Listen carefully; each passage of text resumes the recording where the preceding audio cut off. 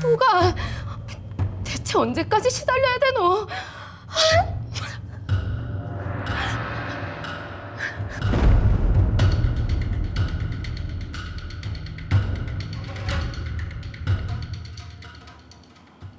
가게 오픈하는 모양이네.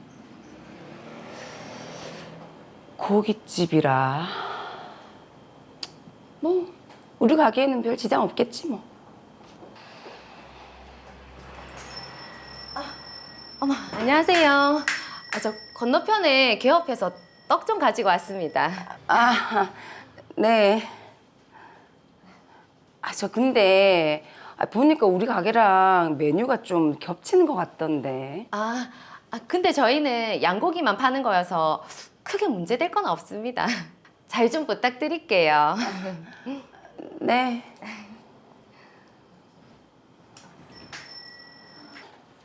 그건 두고 봐야 할 일이지.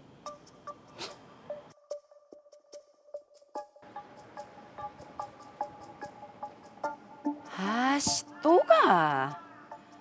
내가 분명히 우리 가게 앞에 주차하지 말라고 했는데 손님도 없어 죽겠구만. 안 되겠다. 이봐요.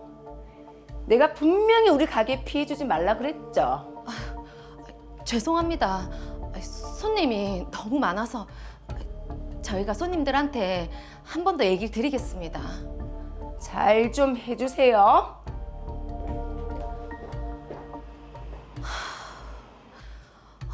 대체 어째야 되노?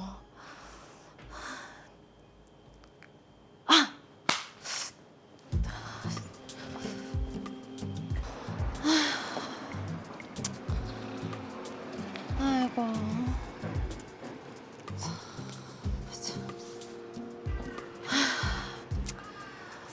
이만하면 괜찮겠지. 너무 조그매서 안 보이는데요.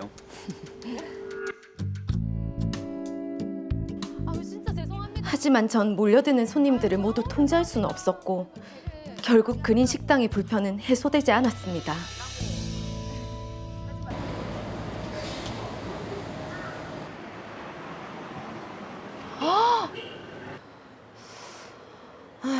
결국 폐업하셨네.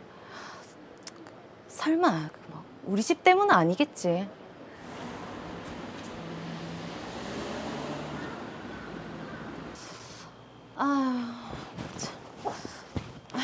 빠진 거 없지?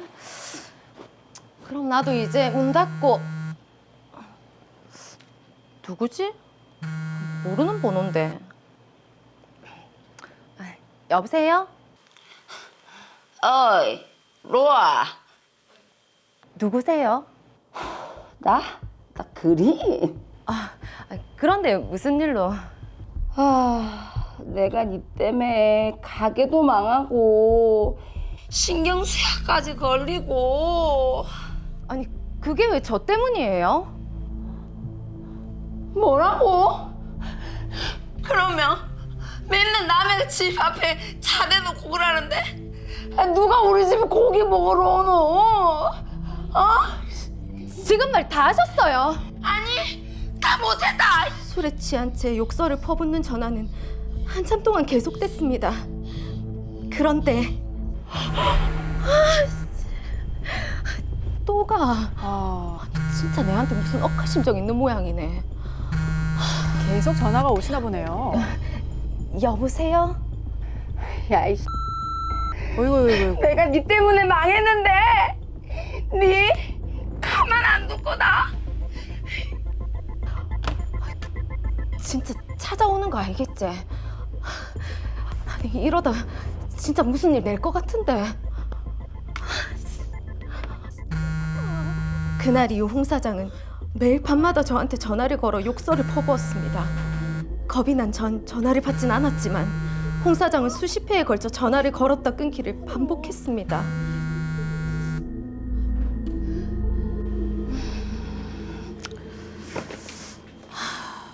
근데 이게 뭐지?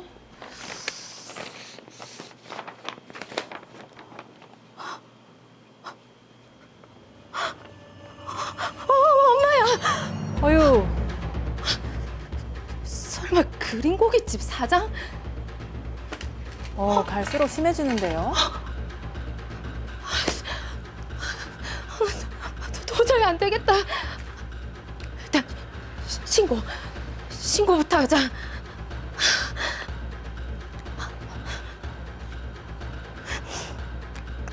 경찰서죠.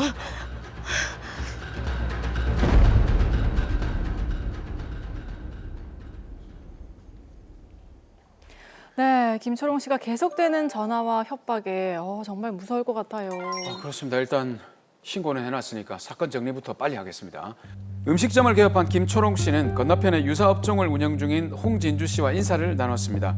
홍진주 씨는 업종이 비슷해 걱정을 했지만 동네에서 오랫동안 장사를 해오기도 했고 단골도 많아서 큰 걱정은 하지 않았습니다. 하지만 김초롱 씨의 가게가 입소문이 나면서부터 문제가 발생했습니다. 김초롱 씨의 가게를 찾는 많은 사람들이 홍진주 씨 가게 부근에다 쓰레기를 버리거나 불법 주차를 한 건데요. 홍진주 씨는 이에 여러 차례 불만을 표시했고 김초롱 씨는 쓰레기통을 설치하고 임시 주차장을 마련하는 등 대책을 마련했습니다. 이후 홍진주 씨 가게는 영업 부진을 이유로 폐업을 하게 됐는데요. 폐업의 원인이 건너편 김초롱 씨 가게 때문이라고 생각한 홍진주 씨. 밤마다 김초롱 씨에게 전화를 걸어 욕설과 비방을 하기 시작했는데요. 계속 반복되는 상황이 무서워 전화를 받지 않자 수십 회에 걸쳐 전화를 걸기도 했습니다. 급기야 가게에는 홍진주 씨가 작성한 것으로 추정되는 협박 메시지까지 왔는데요. 두려움에 떨고 있는 김초롱 씨는 과연 어떻게 해야 될까요? 자, 문승재 변호사님. 자, 마지막에 초롱 씨가 신고부터 해야지라고 했는데 신고가 당연히 가능한 거죠. 네, 당연히 가능할 것으로 보입니다. 스토킹 범죄 처벌 등에 관한 법률, 보통은 스토킹 처벌법이라고 하는데요. 이와 같은 사안에서 피해자분들은 일반적으로 스토킹 처벌법 위반죄와 정보통신망법 위반죄로 신고를 하곤 합니다. 다만 각각의 죄가 성립하는지에 대해서는 최근 대법원에서 달리 판단한 바 있기 때문에 이에 대해서는 추가 검토가 필요하겠습니다. 네, 자 우선은 스토킹과 정보통신망 위반죄 두 가지 혐의가 있는데, 자 어떻게 보면은 이게 뭐 전화를 좀 많이 한 것뿐인데 홍진주 사장을 스토킹으로 처벌할 수 있을까요? 드라마를 보시면서 아니 전화 좀 걸었다고 스토킹인가 이렇게 생각하시는 분들이 계실 텐데요. 네. 스토킹 처벌법 위반죄 구성 요건을 살펴보면 이것이 스토킹에 해당한다고 쉽게 이해하실 수 있을 겁니다. 스토킹 범죄라함은 지속적, 반복적으로 상대방의 의사에 반해서 정당한 이유 없이 상대방에게 접근하거나 정보통신망을 이용해서 글이나 음향을 도달하게 하는 등의 스토킹 행위를 해서 결과적으로는 상대방에게 불안감이나 공포심을 일으키는 것을 말합니다. 그러면 이제 지속적, 반복적으로 연락을 해서 불안감과 공포감을 불러일으켰다. 네. 지금 보면 정확히 홍진주 씨의 행위가 그런 행위로 보이는데 스토킹을 한 게 맞네요, 그러면? 맞습니다. 특히 홍진주 씨가 김초롱 씨에게 반복적으로 전화를 해서 김초롱 씨의 휴대전화 벨소리를 울리게 하거나 부재중 전화 표시가 남겨지도록 한 행위는 스토킹 범죄에 해당할 수 있습니다. 이와 유사한 사안에서 부재중 전화만으로는 스토킹 범죄에 해당하지 않는다고 판단한 하급심 판결이 있었는데요. 최근 대법원에서는 그 하급심 판결과는 달리 부재중 전화만으로도 상대방에게 불안감이나 공포심을 일으키게 한 경우에는 스토킹 범죄에 해당할 수 있다고 판단하기도 했습니다. 네. 자 그런데 흔히 뭐 스토킹 범죄라고 하면은 남녀 간의 어떤 치정 관계, 그렇죠. 뭐 데이트 폭력 네. 이런 과정에서 나온다고 알고 있는데 이렇게 동성 간에도 치정과 관련이 없는데도 스토킹 범죄가 성립될 수 있나 보네요. 네, 스토킹 처벌법에서는 성별이나 범행 동기를 구성 요건으로 정하고 있지는 않기 때문에 당연히 이러한 경우에도 스토킹 범죄가 성립할 수 있습니다. 실제로 아파트 이웃 간의 분쟁이 있어서 이웃에 여러 번 찾아가거나 이웃이 운전하는 차량을 막아선 경우에 스토킹 범죄로 처벌받은 사례도 있습니다. 아. 자 그리고 또 홍진주 씨가 김초롱 씨에게 전화를 많이 해서 부재중 전화가 수십 번씩 반복된 행위, 이거는 정보통신망법 위반죄 혐의도 있다고 하셨는데 이게 성립이 될까요? 이 부분 역시 정보통신망법 위반죄의 구성 요건을 살펴보면 알 수 있는데요. 정보통신망을 통해서 공포심이나 불안감을 유발하는 문헌이나 음향 등을 반복적으로 상대방에게 도달하게 하는 것이 정보통신망 위반죄의 구성 요건입니다. 그러면 지금 반복되는 전화에 전화를 받지 않아도 그 벨 소리만으로도 굉장한 공포감을 지금 가지고 있거든요. 그럼 당연히 정보통신망법 위반죄 성립하는 거지 않습니까? 사실 그렇지는 않습니다. 왜 그러십니까? 실컷 그렇게 얘기하셔놓고 왜 안 되는 겁니까? 네, 스토킹 처벌법 위반죄와 정보통신망법 위반죄는 대체로 내용이 유사하지만 그 구성 요건에서는 약간 다른 부분이 있는데요. 스토킹 처벌법에서는 정보통신망을 이용해서라고 정하고 있지만 정보통신망법에서는 정보통신망을 통하여라고 정하고 있는 점에서 차이가 있습니다. 다시 말해서 상대방에게 전화를 걸 때 상대방의 전화기에서 울리는 벨소리는 정보통신망을 통해서 상대방에게 송신된 음향이 아니라 상대방의 전화기 자체에서 만들어진 음향에 불과합니다. 그렇기 때문에 전화기의 반복된 벨소리로 인해서 상대방에게 공포심이나 불안감을 유발하더라도 이는 정보통신망을 통해서 공포심이나 불안감을 유발한 것은 아니기 때문에 스토킹 처벌법 위반죄가 성립하는 것과는 달리 정보통신망법 위반죄는 성립하지 않을 것으로 보입니다. 네. 다만 드라마 마지막에 우편물로 메시지를 보낸 부분은 그 메시지의 내용에 따라서 별도로 협박죄에 해당하거나 스토킹 범죄의 일부로 포함될 여지는 있습니다. 자, 일단 제가 적어봤는데 우편물을 받은 부분은 협박죄와 그리고 스토킹 처벌법 위반죄가 성립이 되고 전화를 지속적으로 건 부분은 스토킹 처벌법 위반죄만 성립된다는 말씀이신데, 자, 그럼 김초롱 씨는 신고 이후에 어떤 보호 조치를 받을 수 있습니까? 네, 스토킹 범죄로 신고를 하게 되면 피해자 보호를 위해서 긴급 응급 조치와 잠정 조치의 두 가지 조치가 가능한데요.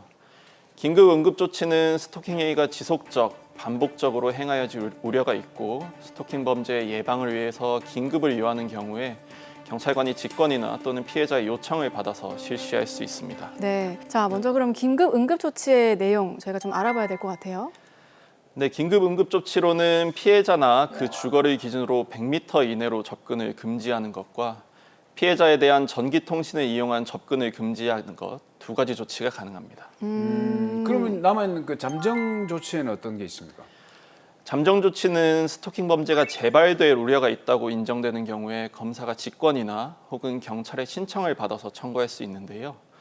그 내용으로는 첫 번째로 스토킹 범죄를 중단할 것을 서면으로 경고하는 것이 있고, 두 번째로는 피해자나 그 주거 등으로부터 100m 이내로 접근을 금지하는 것, 세 번째로는 피해자에 대한 전기통신을 이용한 접근을 금지하는 것, 그리고 네 번째로는 유치장이나 구치소에 유치를 하는 것이 가능합니다. 네, 말씀을 들어보니까 긴급 응급 조치랑 잠정 조치 일단 둘 다 접근 금지가 주된 내용인 것 같은데 그렇네요. 두 가지 조치를 중복을 해서 신청을 하는 건가요?